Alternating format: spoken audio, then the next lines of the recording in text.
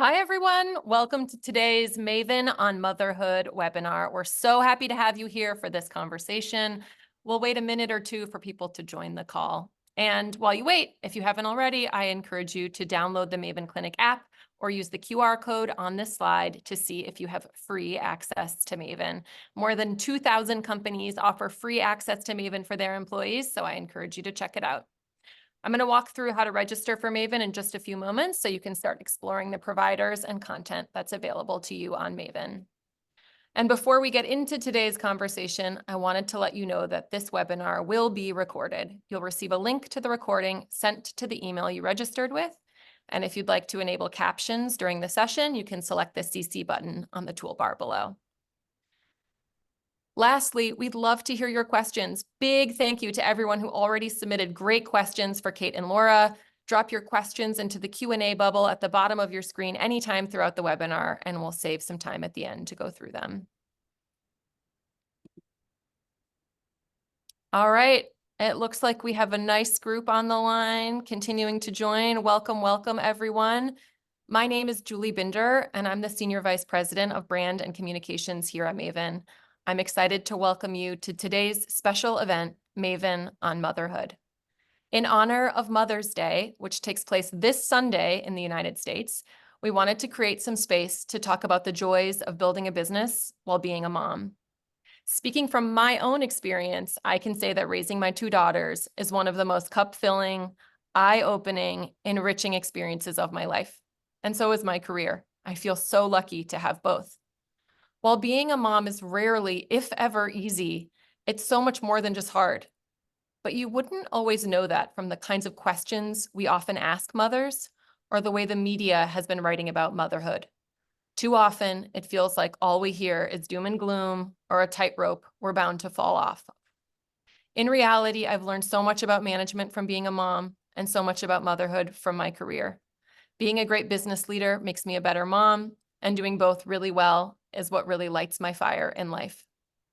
At Maven, we want to provide women and families with the kind of care that makes that joy possible. Before we get into today's conversation with Kate and Laura, I want to share a little more about our platform and how we do just that. With Maven, you get unlimited 24/7 access to virtual support and guidance from women's and family health experts across fertility, pregnancy, parenting, pediatrics, and menopause. You and your partner can meet with over 35 different specialists, doctors, and coaches anytime, day or night. Yes, even at 2 a.m. when the baby has a mystery rash and no pediatrician's office is open. You can get support with things like finding the right fertility clinics, creating your birth plan, breast or bottle feeding, navigating sibling dynamics, returning to work, and much more. I've recently used Maven myself to meet with the parenting coach who helped me make a plan for my younger daughter to finally ditch her nighttime diaper. And I've met with one of our amazing OBGYNs to help me with some perimenopausal sleep issues. The best part, if you have access to Maven through your employer or health plan, all of this is completely free to you. You can join Maven through your phone or computer by visiting mavenclinic/join/maven-bobbie. We'll also drop that link in the chat for you to have handy. You can also scan the QR code on the bottom corner of your screen anytime. After you sign up and get logged in, you'll choose the program that best meets your needs as offered by your employer or health plan. Then, after answering a few questions, you can meet your custom care team. From there, you can immediately schedule an appointment with the provider, watch a class, or meet your care advocate. In short, you can find the support all moms deserve, but too few of us get.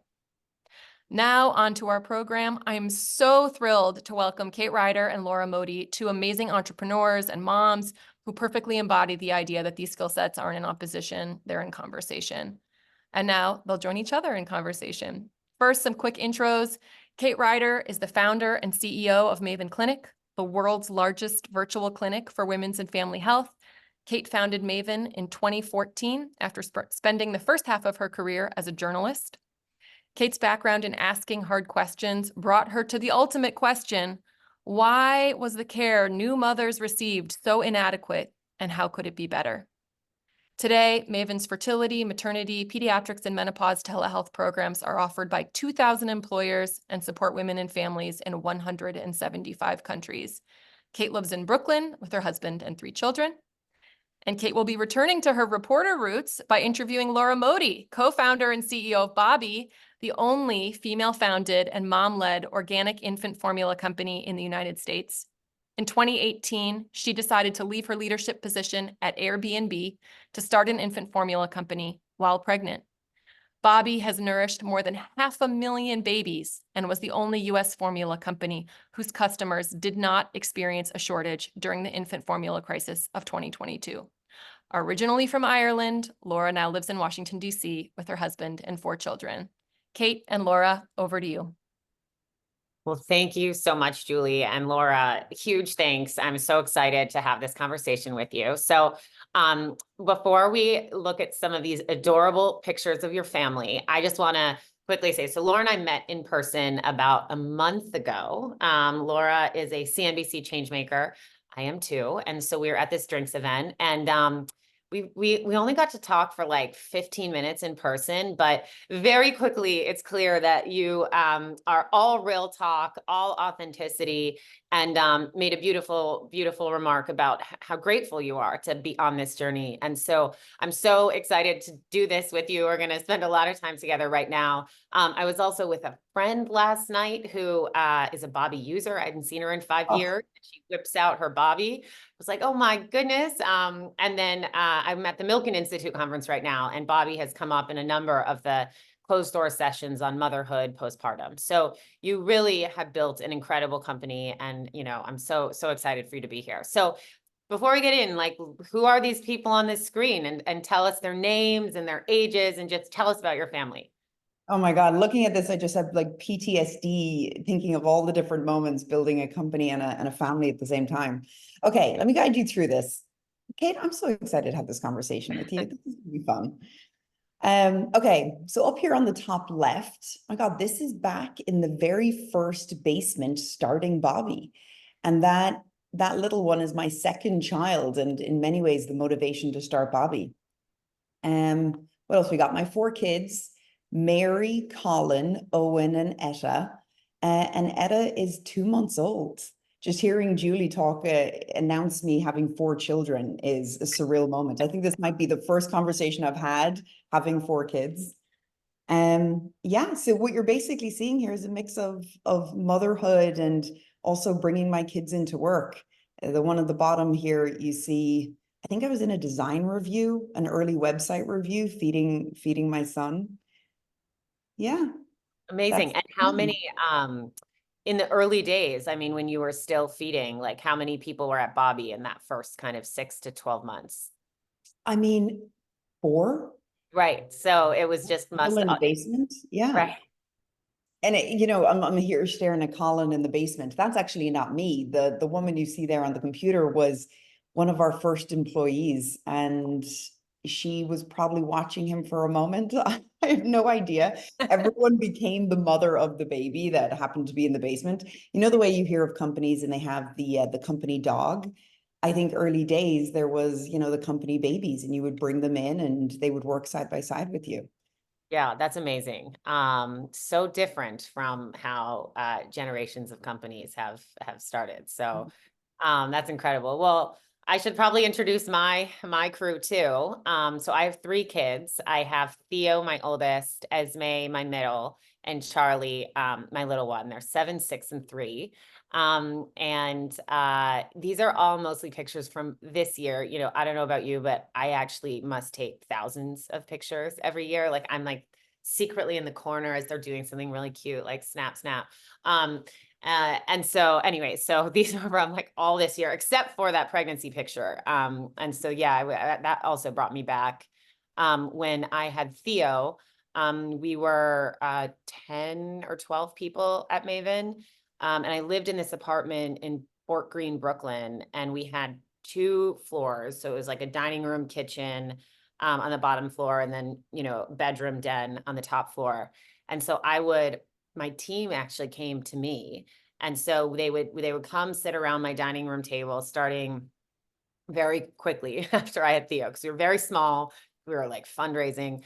And then I would run upstairs, I would breastfeed, and then I would like come running back downstairs to go back to the meeting. And And it was, yeah, it was quite a moment, but it did get a little bit better with each kid. It wasn't as chaotic. So, well, great. Well, so let's dive in. And first, talk to me a little bit about, so you were at Airbnb, you were working in tech, and you knew probably that you wanted kids, right? Did you ever not want kids? No. And No. some people change their mind. I think anyone who knows me who's watching this knows that from a very, very early time in my life, I would tell everyone I wanted like a rugby team. I wanted the largest family, not knowing fully what that meant or the consequences and trade-offs, but I always wanted a huge crew. Yeah. Okay. Well, you certainly have one now. And so anyways, okay. So you wanted a big family.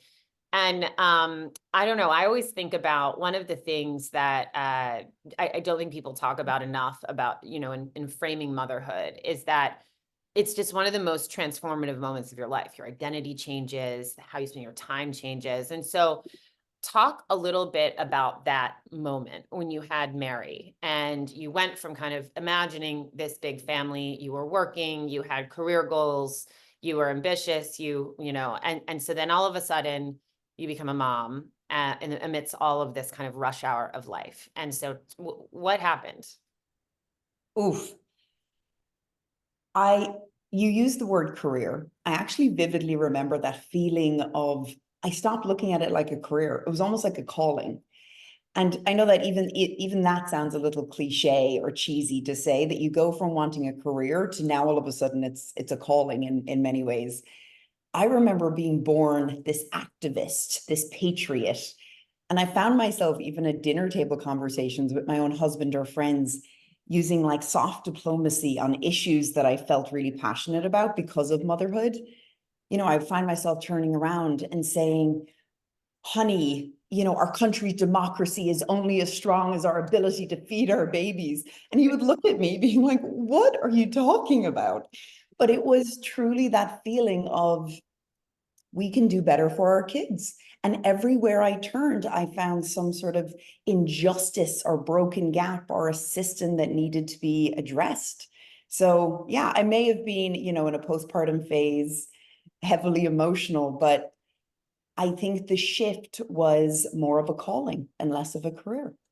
Yeah, I remember it feels like all of your senses are heightened when you start to even just watch the news as a new mom and as just a parent, where you see, stories of kids and moms particularly, not getting the support they need in so many areas of life. And it just, those stories hit you in different ways, I think, than before you're a parent. So yeah, that very much resonates. And so, you we're still working with Mary, and then you had your second. So talk to me before we get into that part about like, what was your feeding journey like? I mean, postpartum, I remember for me at least, so with Theo, I couldn't believe how hard breastfeeding was. I had made this goal. I was going to breastfeed for 12 weeks. And if I could go farther, I would, but because I was, also a working mom, scaling a business, I had so many different people that I had responsibility to. So I thought, okay, I'm going to try to make it for those first 12 weeks. And it was just like, he had latching problems. I wasn't making enough milk. It was just this endless cycle of challenge. And so I made it. But then as we transitioned to formula, we were looking at a lot of the different options, and Bobbie wasn't around at that time. This was in 2016. And, I was living on a very small salary at that point. I mean, Maven was like barely alive as a company. And so we made a decision to ship our formula from Germany, which was more expensive than the US, because we thought, well, infant nutrition is so important. And we didn't feel comfortable with some of what we were hearing from pediatricians about some of the formula options. And so, so talk to me about that experience with Mary, and how that shaped what you eventually started with Bobbie. I went in to becoming a mother, and I think expected that breastfeeding would be easy. I don't think I even questioned it. The word formula leading into having her never even came into conversation. Never thought about it. You know, everyone's going through the checklist of things you need to buy, how you prepare. I remember going to breastfeeding classes beforehand, and, you know, you prepare yourself for that, but you rarely prepare yourself for, well, what if it doesn't work? What am I going to do? And I went into breastfeeding her, and within 5 days, I had mastitis on my left boob. And for those who are hearing the word mastitis and you're beginning to like shudder, just even hearing that word, you know exactly what I mean. It's the blisters, the infection. I got a really bad fever. And I remember seeing my nipples bleeding and thinking, well, this must be normal because isn't this meant to be easy? And I remember just feeling for the first time in probably my adult life, that feeling of like, I have failed. Why have I failed to be able to do something that apparently for centuries has been very easy, or at least that has been the description of it? That emotion just riddled me with guilt and a feeling of loss and desire to want to be able to nourish my child.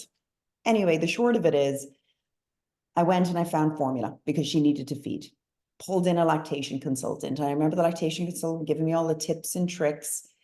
Over the course of 2 weeks after combo feeding, I was able to get back to breastfeeding. And after that, when she was able to latch, and it was a beautiful experience. But it still completely played on me that at one point I wasn't able to do it. And I had to turn to a formula that I was disappointed by. So those two things were really the impetus to say, well, why, when a mother is not able to do it, or maybe a mother doesn't want to do it, that she can turn to something that she is proud of, and that she doesn't have the same guilt and emotions that I felt. Anyway, it was a roller coaster of emotions. And I think what everyone assumes, which is not true, is everyone has believed that I walked out of the pharmacy the first day I bought infant formula. And I was like, aha, I'm going to go start an infant formula company. And it wasn't that at all. I mean, over the course of the next few months, I was going down this research rabbit hole of why is formula the way it is? Why is the industry the way it is? Why can't we change it? So it took several months before the real aha moment came to be.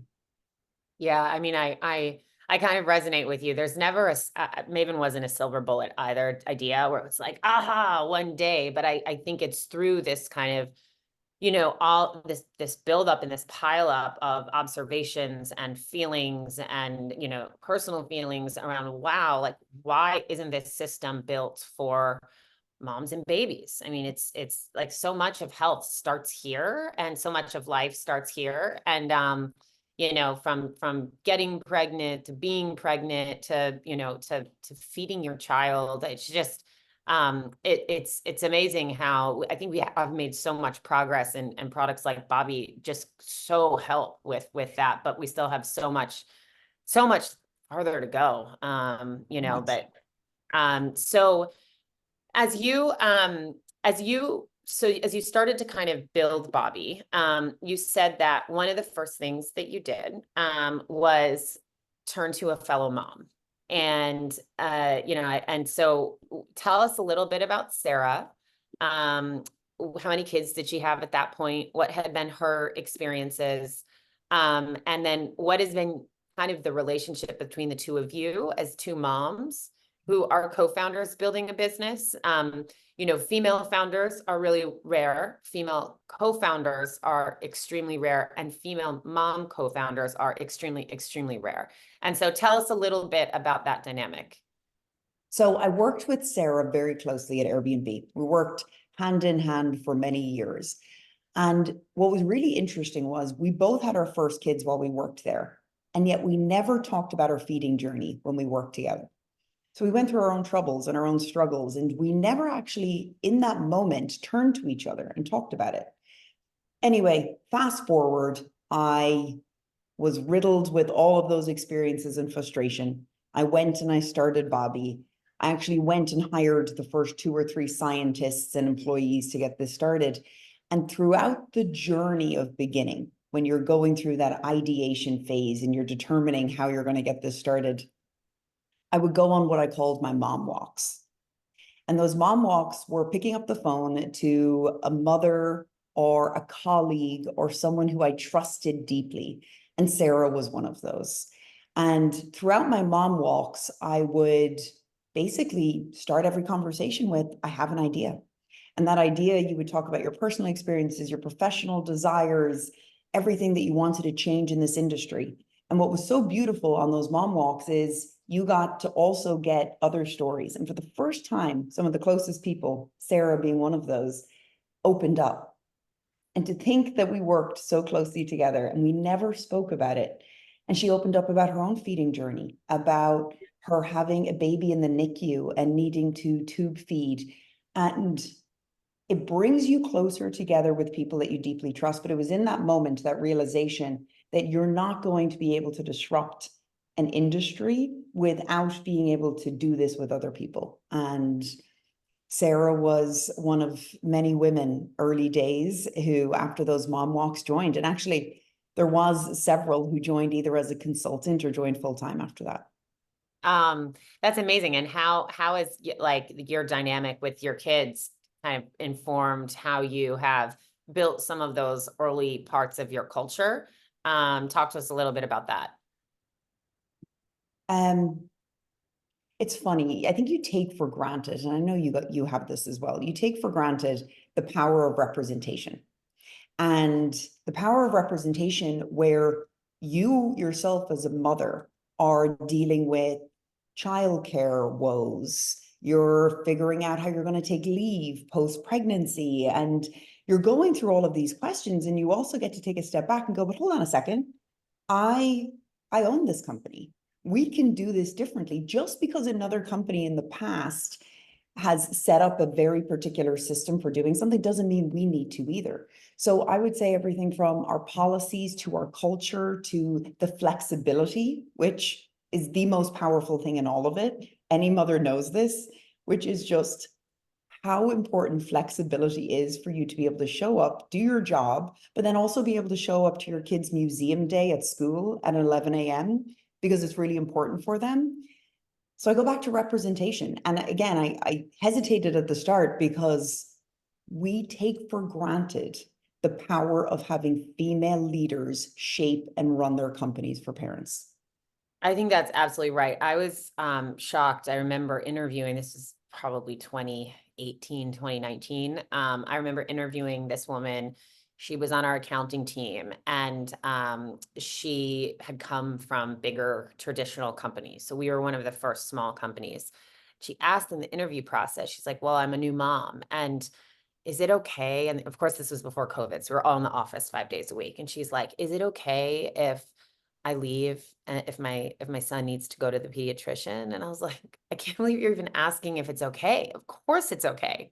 And it's just amazing to think that that's not, we are in this kind of moment right now where the workforces of the past for decades and decades and decades, they just were not like this. So I think both kind of having more female representation and female-led companies, but then COVID really also, blew a lid on that dynamic. But so now tell me a little bit about so as you started to scale Bobbie, let's get a little bit into the formula industry.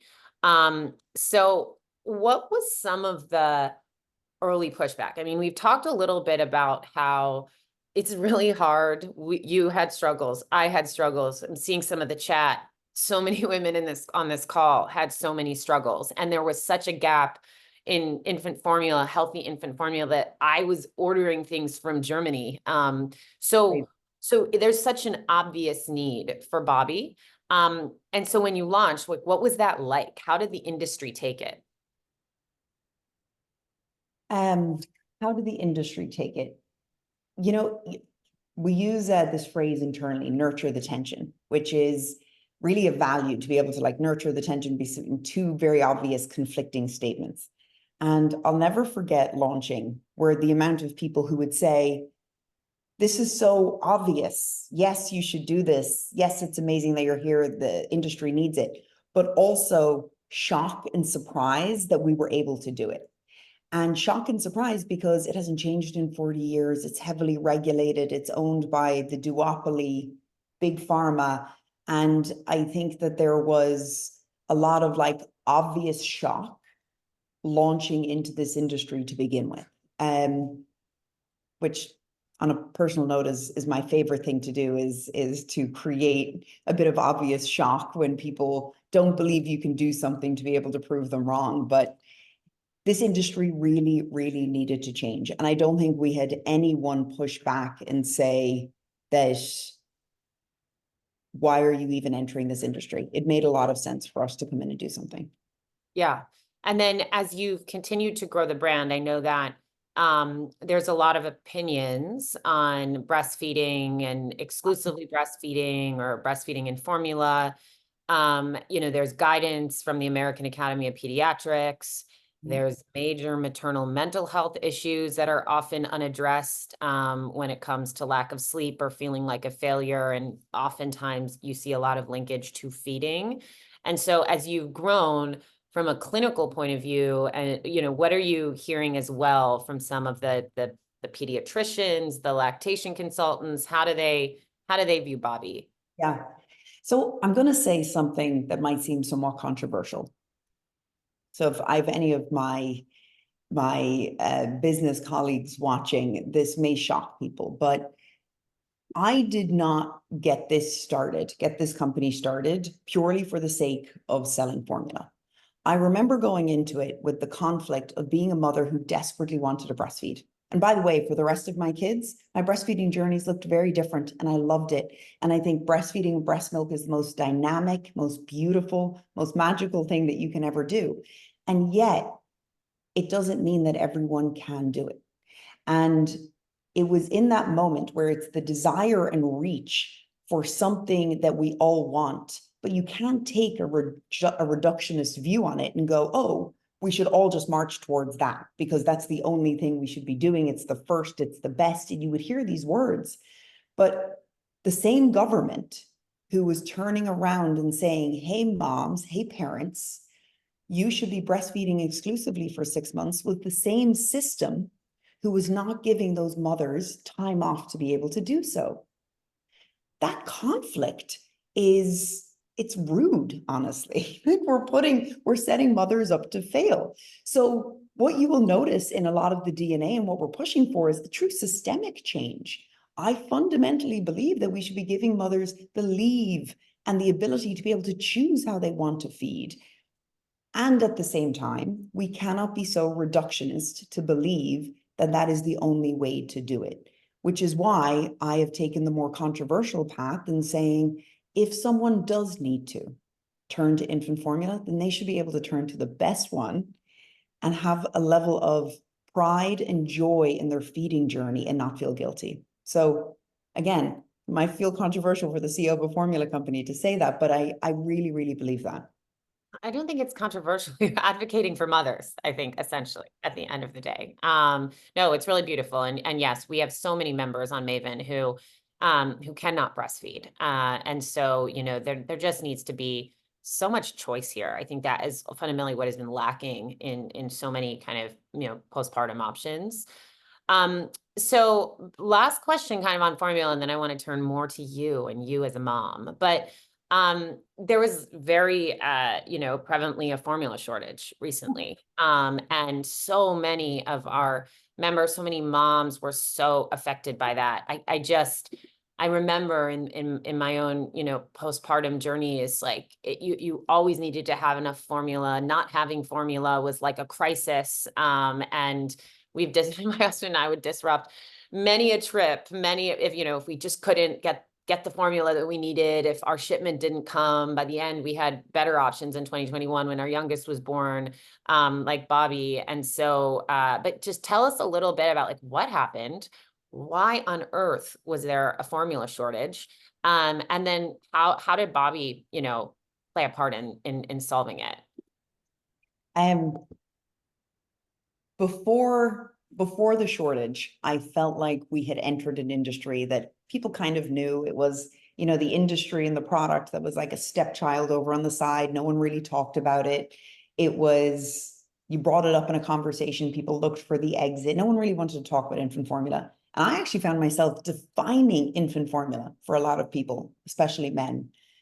And what was really interesting was It was late February of 2022. And I remember turning on the news and the president of the United States was on the screen talking about how there wasn't enough food to feed babies in the country. And I remember sitting there being like, what is happening to this industry that I have entered? And it was clear to me why we were in that situation because of being an industry leader and knowing the makeup of it. And here's essentially what happened. The market, the industry, the infant formula market was made up of two companies who owned over 80% of the market. And when two companies own 80% of something, then the potential for something going wrong and the consequences of something going wrong are far greater than if it was diversified with many players. So one company had a bacteria issue and needed to close its facility doors. What I don't think we had all anticipated as a country was then that one facility who was feeding almost 50% of the country wasn't able to produce enough product. This is usually the problem when you've got companies who own too much of a market in general, but it was really bad for infant formula because this isn't like a granola bar where you go, oh, I can't get that bar, let me eat something else. It is an essential good. So there's parents all across the country driving town to town, state to state to try and find food to feed their babies. That is crazy, Kate. Like to think about it, that we got ourselves to a place where America, a first world country, was questioning how its babies were going to be fed. I go back, remember at the top you asked, being a parent, how did it change your career? This was the moment that it felt like a calling. And not just for me, but for every parent who worked at Bobbie, for every community member who surrounded the company, every single one of them came forward and said, this is the moment that we need to do something to change this industry. And that was the birth of our philanthropic org, Bobbie for Change. And ever since that day, we have just been fighting for true reform. And to really see this industry change, we need to be the leaders in articulating what needs to happen. And it's been a long 2 years of getting our voice out there. Do you think that the industry learned lessons from what happened in 2022? You can tell how I'm thinking with that laugh. I think we have learned. Do I think that we have acted on those learnings enough that we can't be in this situation again? No, I don't. And I think it's a big wake-up call. I mean, shame on us as a country. And I say as a country being the agencies who oversee it, the government and the private sector. Shame on us if we're in this situation again. At Bobbie, we have done everything. In the last 2 years, we have worked with government officials to create a bill. I never thought I would be able to say that as a leader, we are in a situation where we have created a policy, a federal policy, and the desire to get this bill passed to be able to support what happened during this shortage and to make sure it never happens again is one of our proudest moments in the company. So if this bill passes, it will encourage and incentivize other smaller companies to be able to open manufacturing doors and to be able to get new manufacturing up and running so that we can diversify the market. That's amazing. Well done. That's I know it is hard working in Washington when you're trying to raise a family and grow a business to also have that, but that's amazing. Well, okay, that's I think a great segue into, so things happen where, there's an infant formula shortage and all of a sudden, Bobbie is in a position to really help people. You also have 3 little kids at home and, they're always, they want mom all the time. Right. And so how do you set boundaries, particularly in these times where Bobbie is taking up an outsized amount of time? At Maven, I would say Maven sometimes is like my first child, and sometimes Maven takes up an outsized amount of time. And obviously my children are the most important thing in my life. And so how do you balance that when there's just so much going on at work and you have these little kids at home?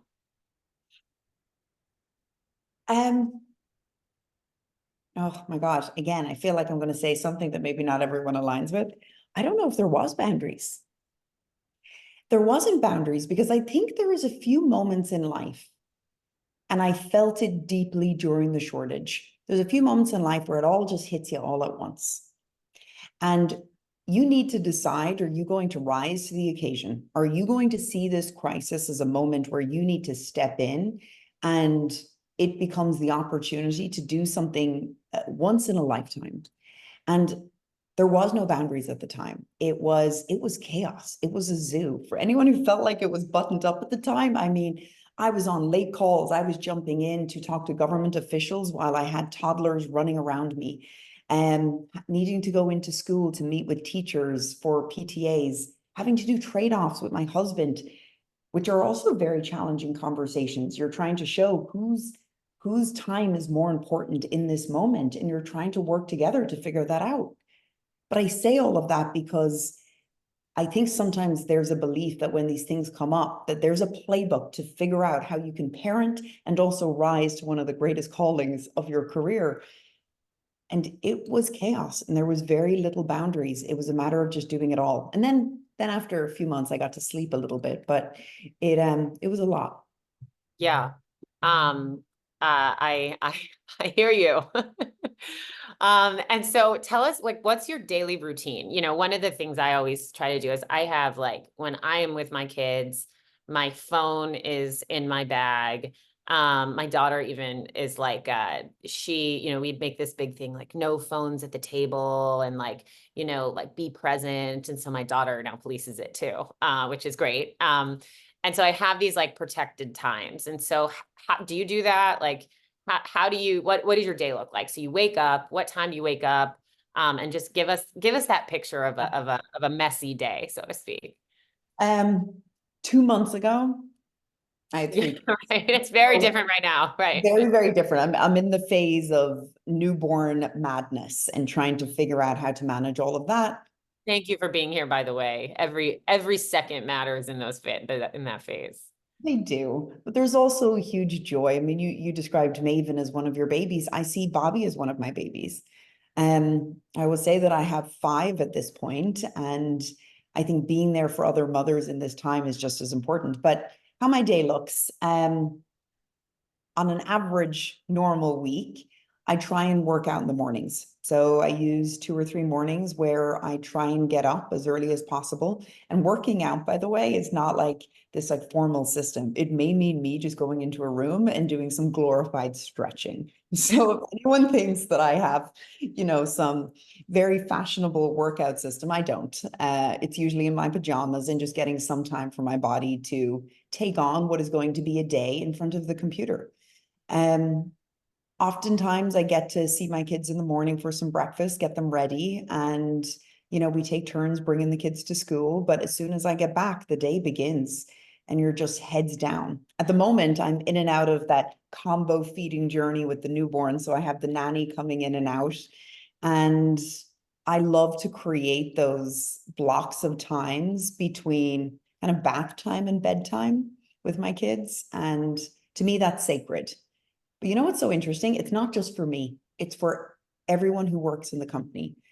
70% of those who work at Bobbie are parents, and you can tell that we've created this flexible work culture where there is very sacred blocks, and a lot of that kind of during dinner through bedtime is a sacred block. We have this saying, which is, I'll chat to you after bedtime. Now, anyone who doesn't have kids, you're like, what? You're going to call me after you go to bed? That seems crazy. But everyone knows after bedtime means once you get, your little lunatics down, that's an opportunity that if you need to jump on the phone, you can do it. Right. Totally. Do your kids like have an understanding of what you do? What do they ask? When they ask, I mean, they clearly see the Bobbie product, but how do they understand what you do? Yeah, it's fun. I mean, they've grown up with Bobbie, right? And I don't know if I mentioned this earlier, but it was inspired by my daughter. She called her bottle a Bobbie. Right. She would often ask for her Bobbie, and so it's become part of, they know I do that. All of that said, let me describe a story that like it plays on me so much, but like it reminds me that what we're doing is so powerful. So I was at a board meeting and it was in San Francisco, and I remember on my way to the board meeting doing a FaceTime with my kids. And they were at home, they were with their father, and I was doing the FaceTime, and my daughter's in the background, and she's saying, "Mom, where are you? And why aren't you at home?" And I said, "Mary, I'm doing my job. You know, I'm away. And you know that I feed babies and I'll be home soon." And I could see her face through the FaceTime. She goes, "But Mom, we're your babies. Come home and feed us." I mean, Kate, it just broke. I was like, oh. I remember going through that board meeting and thinking, okay, I need to get through this. I need to get home. I need to go home to my babies. And I remember walking into her bedroom that night after I got home, giving her a kiss, and she was still awake. And she turned to me and she goes, "Mom, all of those babies are so lucky to have you too." And again, I could even get emotional thinking about Did it, your but husband get involved and like coach her a little bit? no.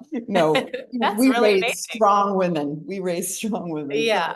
So she, I think it's a reminder that kids are smarter than maybe we give them credit for. And in all of the guilt for doing what we do and the trade-offs becoming a parent and managing your career, I think we have to keep reminding ourselves that we're role modeling for them. And I just have to take it now. So Totally. I had this one moment recently actually where my daughter is she draws a lot of she loves drawing pictures at school. We get them sent home. And so she draws a lot of pictures of me. And so she drew a picture of me with the Maven logo in the sky. And I was like, oh my God, like I actually don't, we use Maven together, like Maven pediatricians have helped with her eczema and whatnot, but like, I don't really talk about it with my kids. Right. And like, they know a little bit, but like not really. And so I'm like, oh my God, is she like really permanently messed up? But like, then I realized, oh, right. Like there's like Maven swag all over our house. And she was just trying to kind of, like my husband was like, "Oh, that's so interesting." And then she was just trying to like show like, "Oh yeah, it's one of mommy's things that like, like just like mommy likes wearing earrings, mommy has this swag with this Maven logo all the time." But anyways, it was this moment where I was like, "What does this mean?" I mean, Maven is you. And it's, it's incredible to see your kids draw that association. It's incredible. Yeah. Anyways, well, I know that we're getting a lot of great questions from everybody. So I want to Yes. before just Laura, thank you so much. It's been amazing, and I really look forward to our next in real life hangout as well. Yeah, there's maybe over a drink. Yes, Yeah. I love that. And I want to actually bring in some of the audience questions. There were some great questions that were submitted in advance, and we've been getting some also during this webinar. So on behalf of the, many people who are listening, these are some of the questions they had for both of you. I'd love Kate for, all reporters get the, turned on them at some point. You got to jump in here as well, Kate. Both of you have partners in your lives. How do you talk about and divvy up responsibilities for family and career with your partners? I was going to get there, but good question. I mean, I can answer for me, and Laura, I'd be curious for you. So my husband's also an entrepreneur. And so it is like, I'm in California right now. He's at home with our kids in Brooklyn. 2 weeks ago, he was in Las Vegas all week. So it is nuts. I think the most important thing is, when divvying up responsibilities with our kids, like we just try and we try to be organized, but then we're not organized. But I think the most important thing is that we get time alone. And so we always make sure we have date nights. We hadn't had a date night in like a month and a half, and we were arguing a little bit more than normal. And my parents, who are very involved, noticed I was like complaining to my mom about something, and she's like, "When is the last time you and Lee, my husband, have gone out?" And I was like, "Oh yeah, it's been a second." And she's like, "Well, we're gonna come over on Saturday night and you guys go out." And like it was just like, oh, everything's now fine again. And so that time together alone is just so important. So that's how I would say we manage it. My husband is also an entrepreneur and CEO. And it is just hearing is also like the age of your kids, what you're going through. We should talk more. Yeah, it's also crazy, but we built an infrastructure and a system, and it didn't happen overnight. This has taken 8 years for us to perfect this. And Every Sunday, we have almost like a meeting together. We walk through the calendar. We decide who's divvying up what responsibilities between the kids, or maybe it's a social responsibility. Something comes up, it's a good friend's birthday in the middle of the week, and we're both looking at each other going, we both can't do it. We both can't walk away from the kids. Maybe you go to this birthday and I'll take the next one. So yes, we find alone time, and yet we also need to build an infrastructure to share a lot of the responsibilities. It doesn't always work out perfectly, but we do rocks, paper, scissors when we can't figure it out. We've Great. done that. We have a question from Emily, who's listening now live on the webinar. She asked, what are some practical tips for creating an inclusive workplace for parents? Laura, I loved the example you brought in earlier about bedtime. Are there other things that come to mind? Kate, you spoke about flexibility earlier. Would just love anything that you're, doing in your organizations to be really inclusive and make them great workplaces. Sure, I also think modeling it. So there's lots of like different policies, but we actually at Maven recently had a bring your parents to work day, which was really fun. It was awesome. There was some skepticism at first, but then like it was just so much fun. And so I think it's just constantly building ways for people to bring their whole selves in. Yes, there's policies are really important, but then how do you create moments where you can model it as well? Yeah. Yeah, I think that's one of the most important things. You can get real structure, create all the policies, but if you don't create a culture where it's okay to jump into Slack and say, I'm dealing with a sick kid today and I won't be fully present, or to be able to ask for forgiveness, being able to deliver on a certain deadline because you're going through something, that openness and approachability in managing your professional and your personal lives is, I think, one of the most powerful things. And we do this thing called the personal and professional check-in. And it's a check-in that every so often between teams, you just go around the room and you say how you're doing personally. And to be able to have someone stand and go, you know what, I'm really struggling right now because my kid's struggling at school. And that allows everybody else knowing that you're dealing with this professionally, but at home, you're also dealing with a kid who's struggling at school. So yeah, bring your whole self. I like that. All right, Kate and Laura, another question from someone who pre-submitted this. All right, Laura, you answer this one first this time. Yeah. Okay, Laura, this one's coming to you. What's something you've learned about yourself? And particularly like since having kids, personal, professional learning, what's something, that you've learned? What is something I learned?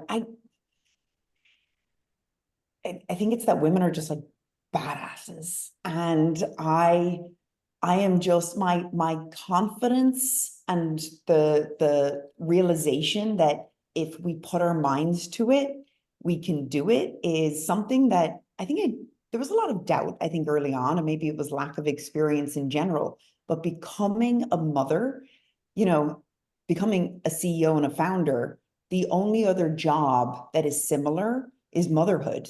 You can't quit. You're responsible for someone's livelihood. You have no experience doing it. Like, I believe that becoming a mother and a parent, you grow this strength in you that you never knew you had. Yeah, I couldn't agree more. I mean, just you meet mothers now and it's so much respect, right? Just women hold so much together. Maybe this is controversial, but I think if the world were run by women, we would be in a much better place, matriarchal societies, much more peaceful. But I would say my dad actually gave me a really good piece of advice, as my husband and I were navigating our, the really early years of parenthood. And he reminded us that parenting is a job to take seriously, and it's your most important job. And that framing, where it's like, you don't always love your job every day. And there's some Saturdays where I'm like, oh my God, you're being so bad and I'm so tired. But I think it's your most important job. And so I also study it. And I try to learn from, people like Julie and Laura, like, what are your best parenting hacks. I'm constantly like, even at a work event, asking, like when I meet Laura, I think you and I talked about motherhood when in our 15, when we met, we weren't talking about business. And so No, I think it's just like, and how do you just learn and study it? I mean, not, shameless plug for Maven, but I will say Maven practitioners have also helped me through the years, and like I need to develop my own gut instinct also on certain things where there's gray areas. And like, so you just need input from friends, from family members. I'm constantly calling my parents, my sister. And so I think it's you have to get good at it. And it's something that you need to study, but I love it. It's my favorite thing I do in the world. Hear, hear. All right, Kate, your dad gave you that piece of advice. Both of you, I think, are often in the position of advising new parents. There are lots of them who are on the line now. Your missions and callings are very much about supporting new parents. What's the best piece of advice you would give a new parent? Well, I think this is why I think Bobbie is like the most incredible product. I think it's always like, don't remember yourself. Like the way things are in this world, it often prioritizes the baby, but not the mother or the new parent. And the new parent, the baby's not as strong as if the parent's not strong and the mother's not strong. The baby will suffer too. And so I think it's just really about taking care of yourself. I often send my baby gifts are often like Spanx or like gifts for the mom, not as much baby gear. Big plus one in that. Moms matter too, and don't spend years trying to figure that out. The other piece of advice I often give is, I mean, again, it sounds cliche, but it is a journey. You're not just going to wake up one day and go, I have it all figured out. And I think the advice I always say is like, obviously give yourself the forgiveness and the grace and the respect that you deserve as a parent, which is you're figuring it out. And every little step you take should be celebrated. It's growth. It doesn't have to be growth all at once. Every day, every week, you are growing. And I think take that advice to heart and celebrate those growth moments. All right, Laura, I have one last question for you, and it's my own question. What does Oh. Sally Forth mean? I had to look it up when you first came onto this webinar. And like, what does it mean to you? Obviously, it means something because you decided to wear it today. It is a phrase that I have used in my career, and it has now become part of our values in the company. It means get on with it. And to sally forth is giving you a thumbs up that you should get on with it. Take on a challenge and just sally forth through it and get it done. And we use it now in the company all the time. Well, that's an amazing inspirational note to close on. I want to say thank you so much to Kate and Laura for just a vulnerable, honest, fun conversation. I will say there was a Slack channel with members of my team and someone was like, I'm not crying, you're crying. And also there have been people on Instagram who are already like, yeah, this has been so inspiring and amazing. So thank you both. I love it, by the way. Etta 20, order Bobbie today. Etta 20, Laura's daughter, as an early Mother's Day gift to you from Laura and the whole Bobbie team. We're sharing an exclusive Bobbie discount. Enter the code ETTA Etta named after Laura's daughter, Etta 20, for 20% off your first subscription box. We had so many amazing questions today, and apologize that we weren't able to get to all of them. Remember that with Maven, you can meet or message a provider and have your questions answered anytime. You can visit the link in the chat, mavenclinic/join/maven-bobbie, or scan the QR code on the screen to sign up for Maven. Thank you all for joining us. Have a great rest of your day, and happy Mother's Day on Sunday. Thank you all. Happy Mother's Day. Bye, guys. Thursday. Bye.